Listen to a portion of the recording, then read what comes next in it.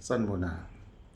Namhlanje sofunda indlela zokuthi ilwa kanjani iIran. Siyakhumbula ukuthi ngosuku lokuqala ishayiwe iIran yayibuyisela nayo. Into eyayenza ya-targetha wonke ama-base noma amazwe la iMelika inamasosha khona, yasihlasela khona. Kuphatha nayo Israel yangena lapho.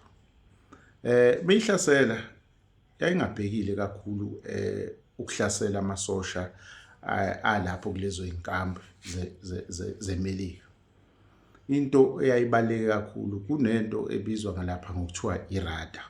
iRadar le isebenza ukubheka wonke inkambu zinento ebizwa kuthiwa iRadar.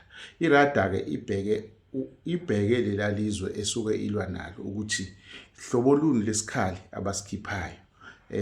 Ishesho umbiko uthumele emuva la ikhona khona inkambu.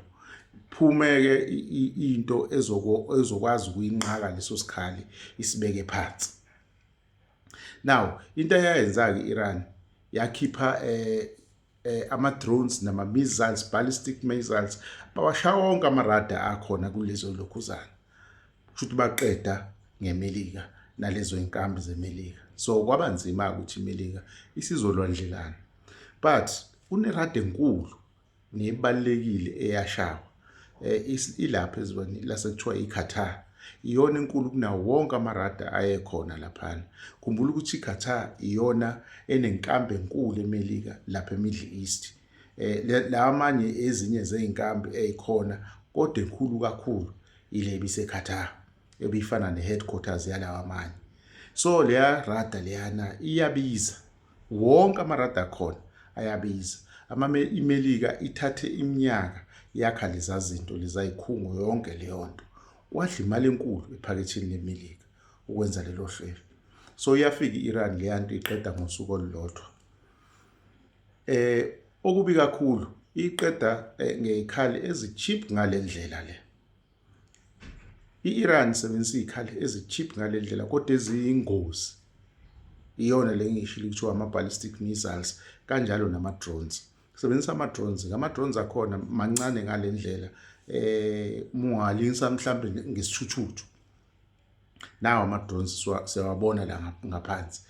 Ungawalinganisa ngesithuthuthu ubukhulu bawo noma mhlambe uhalf wesithuthuthu kodwa mancane ngalendlela. Futhi achieve ngokwemali yaseMelika mhlambe $30,000 US.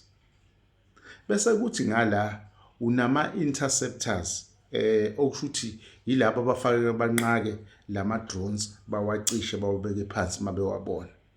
Ama-interceptors ke iyinye ingaphezulu kwemali ewu-3 million. Now amarada mabewathumela lapha ngendlela encane ngayo kubukhunyana ukuthi uyibone irada ngoba